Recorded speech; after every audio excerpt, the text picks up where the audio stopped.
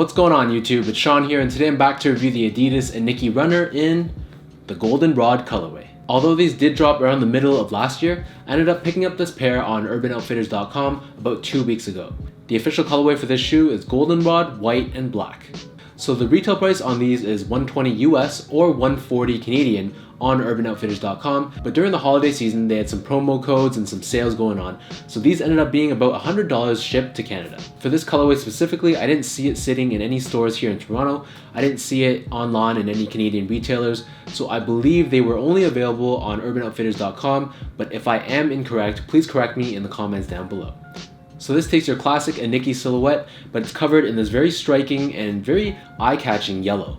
So this is kind of like a mustard yellow. It's not the most saturated yellow out there, it's a little bit more on the muted side. So overall, this colorway and this shoe in fact has a very retro feel. And another thing this kind of reminded me of is like a Bruce Lee inspired colorway. So the base layer of this shoe is done in this very soft nylon mesh. This is done in this goldenrod color, and this covers pretty much the entire upper of this shoe. Overlaid on top of this nylon mesh is suede, so this is also done in this goldenrod color, but because of the nature of the material, it comes off looking like a darker shade of yellow.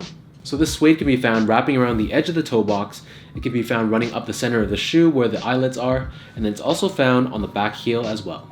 Speaking about the back heel, at the top end, we have the smooth black leather with the Adidas logo at the top done in yellow. Found on the midfoot of both sides of the shoe, we have the Adidas 3 stripes done in this black zigzag fashion, and this is made up of like a fuse or like a tape material, and it's stuck directly onto the nylon. And right next to the third stripe on the lateral side, we have the word Iniki printed on, done in like a darker orange color. The laces on these shoes are done in the same goldenrod color, done in this flat style, and then underneath this we have the tongue, which is connected to the rest of the shoe. This is also done in yellow, and it has this Adidas branding at the very top, done in a combination of black and yellow. As with all other Inikis, these also don't come with a removable insole, so instead what we have is basically this fabric material on the very bottom, and we have the Adidas branding printed directly onto the heel, done in black.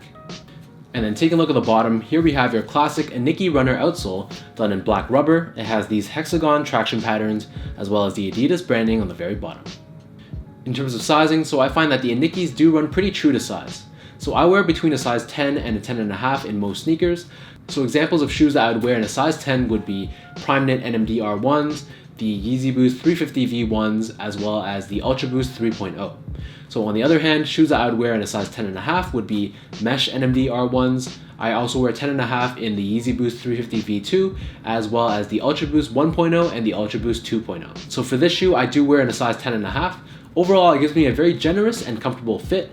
If you do want more of a snug fit, you can definitely go down a half size. In terms of the comfort on the Inikis, if you guys haven't tried on a pair, I do recommend trying them on yourself. The best way that I can put it into words is that it's somewhere in between an Ultra Boost and an NMD R1. So I find that it's kind of in between. It's not going to give you as much responsiveness and cushion that the Ultra Boost would give you, but it's not quite as stiff as the NMD feels on feet. However, this shoe is very lightweight, it is very breathable because of how thin the material is on the upper, and overall it's just like a really easy shoe that you can just throw on and walk out the door.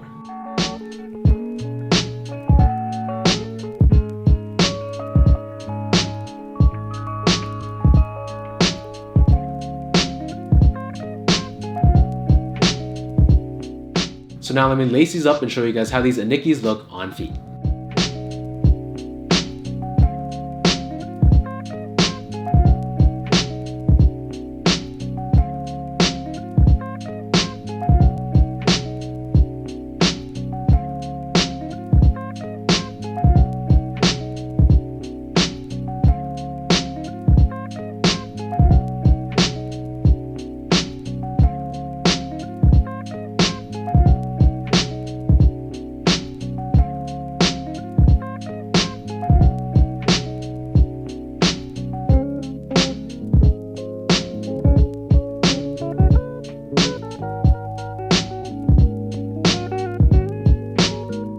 Overall, I find that the Iniki is one of the more affordable options from Adidas, considering the fact that they often do go on sale. So for a price of about 100 Canadian dollars, this was a no-brainer. I love the color combination of yellow and black. Really gives off that retro Bruce Lee kind of vibe.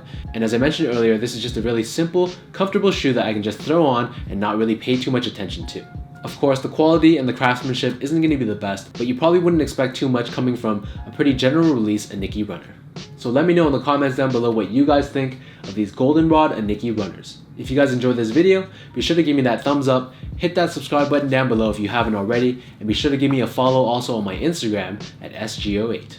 So until next time, thank you guys so much for tuning in, and I'll catch you guys in my next review.